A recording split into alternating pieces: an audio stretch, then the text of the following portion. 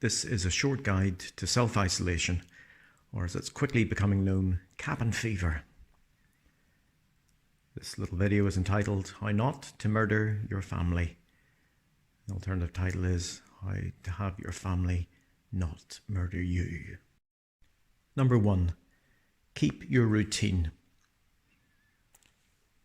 The best thing you can probably do is try and plan your day as far as you can. Obviously things have changed. It's not a normal way of doing things, but try and get a bit of structure to your day. I don't mean in the sense of some sort of military campaign. Every single second doesn't need to be planned out, but have a basic structure throughout the day that sort of mirrors what you would have been doing normally. This is the best way maybe to beat anxiety or depression or boredom setting in. Number 2, limit the amount of time you spend on phones and tablets and things like that.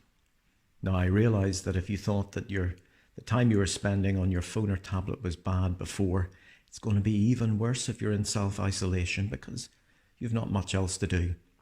But if you can limit the amount of time you spend on a phone or a tablet or a computer or whatever, maybe to 30 minutes, an hour in the morning, same thing in the afternoon, same thing in the evening, it just might help stop that sort of dependency, that lifting your phone every 30 seconds to see if there was a message or see if anything's on social media or anything like that.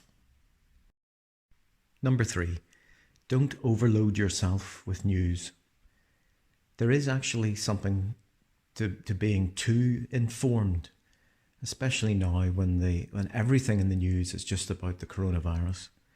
It's sometimes dangerous to get drawn into this constant checking up every 30 seconds to see if there's been a change in the news.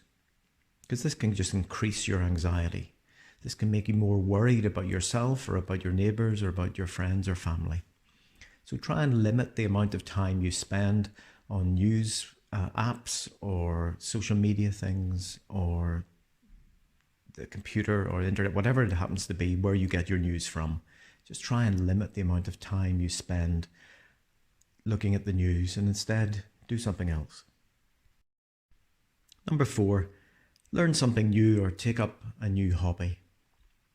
Now, you maybe don't want to be doing the sorts of things that you're saying at the minute, but we can always learn something new. Have you ever thought about writing poetry? No? Well, now it's a good time. We have a piano that sits in the corner of the room and is just busy gathering dust. This is a chance for us to try and learn the piano. You know, if you have an ability for drawing, if you have an ability for writing stories, this is something that you can do during your self-isolation, the time that you're shut into the house. And it just breaks up your day and it gets the creative juices going and it makes life and the day that little bit more bearable. Number 5, exercise. It's very difficult to get exercise if you're trapped in the house. Now, some of us, myself included, don't do that much by way of exercise when we're out of the house. But it's important to do something during the day. Again, you don't want to be sitting around on the couch staring at the TV sort of thing from morning till night. There are lots of little things we can do for exercise. If you have an exercise bike or if you have a treadmill, you can use those for a short period of time. Also, if you don't even have anything like that, you can just walk around the garden, walk around the house if you don't have a garden. But just, I know it makes it sound a bit like you're in a Shawshank Redemption film or something like that, and the prison guards are watching you as you exercise, but why not walk around for a bit? You know, put headphones in, sing to yourself, whatever you want to do. Just get a wee bit of exercise to break up the day. Number 6, fresh air.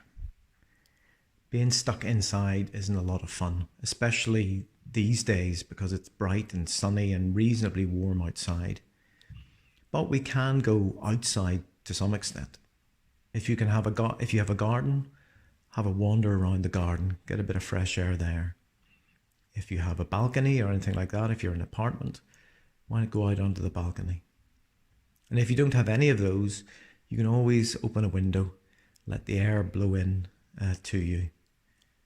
It's important that we're not claustrophobically stuck in the house with no change of air. So if you can get outside, make the most of that. Number 7, pray or meditate.